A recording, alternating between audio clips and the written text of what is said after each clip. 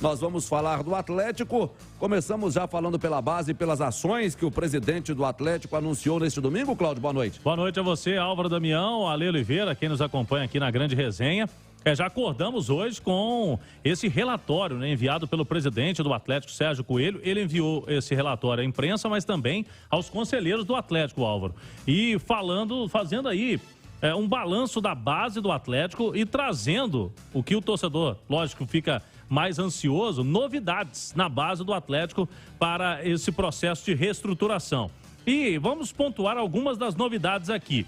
O Atlético vai trazer um braço do SIGA, que é o Centro de Inteligência do Galo, de Informação do Galo, para um braço específico na base, para essas avaliações qualitativas. Um aumento de 48% no investimento em relação a 2022. Então, quase 50% a mais de investimento na base. Contrato com 6 núcleos de formação em parceria com outros 20. O aumento de número de testes para 4.000. E o Atlético vai ampliar o número de olheiros de 11 para 41. O retorno de realização das peneiras. Não estava tendo peneira mais, né? É isso aí. Essa foi uma das nossas críticas, ou a maior de todas elas, quando falamos sobre a base do Atlético. E não falei sobre a base do Atlético, não, tá? Eu falei a base dos clubes em Belo Horizonte. O Cruzeiro hoje tem menos problema porque o Cruzeiro tem um dono e esse dono está de olho. No Atlético não significa dizer que o Atlético não esteja de olho, mas se perde no meio de tantas coisas ali. Às vezes o presidente ele nem sabe de muitas das coisas que a gente falou aqui, por exemplo, mas é bom ver que o Atlético está tomando uma atitude e que as pessoas pobres de Belo Horizonte, as crianças carentes que não têm condições de pagar escolinha, que moram nas vilas e favelas de Belo Horizonte, de onde sai a maior parte dos jogadores de futebol, que eles vão poder ter, sim, chances de jogar num grande clube como no Atlético. E como que eles vão fazer para jogar? Através da peneirada. É a peneirada que consegue achar esses garotos. Se não for assim, não vai achar nunca.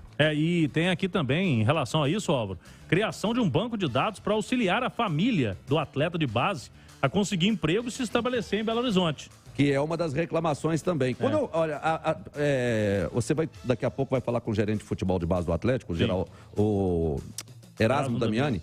Mas deixa eu deixar bem claro aqui que uma coisa é crítica, outra coisa é denúncia. O que nós fizemos foi uma crítica, e essa crítica é construtiva. Nós não fizemos crítica aqui para poder denegrir a imagem do clube, denegrir a imagem de escolas que trabalham com formação de atleta, nada disso. Inclusive eu falei, e na verdade nem lembrava o nome da escola, tentei falar aqui, acabei falando Futebol, e o rapaz da Futebol ficou bravo e com razão, né? Porque eu falei o nome da escola dele, nem de Belo Horizonte ele é, tem uma Futebol, nem sabia. E é lá de Contagem. A escola que eu estava querendo falar é outra, que faz o trabalho ali, por exemplo, na Arena Pitangui.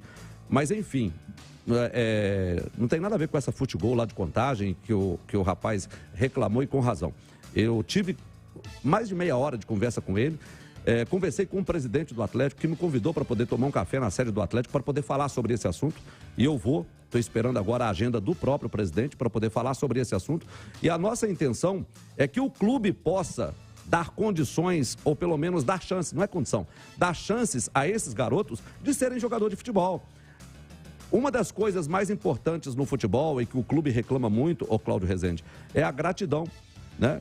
A gratidão que esses garotos perdem por aqueles que realmente ajudam eles quando eles têm 8, 9, 10 anos, para a pessoa que compra a chuteirinha dele, para a pessoa que dá oportunidade, que ajuda ele no ônibus, na passagem do ônibus que leva. Esses caras, eles têm os jogadores roubados, literalmente, por aqueles outros que chegam no mercado, que já estão dominando o mercado e que não deixa ninguém entrar, não deixa outro jogador que não seja os deles entrarem num grande clube.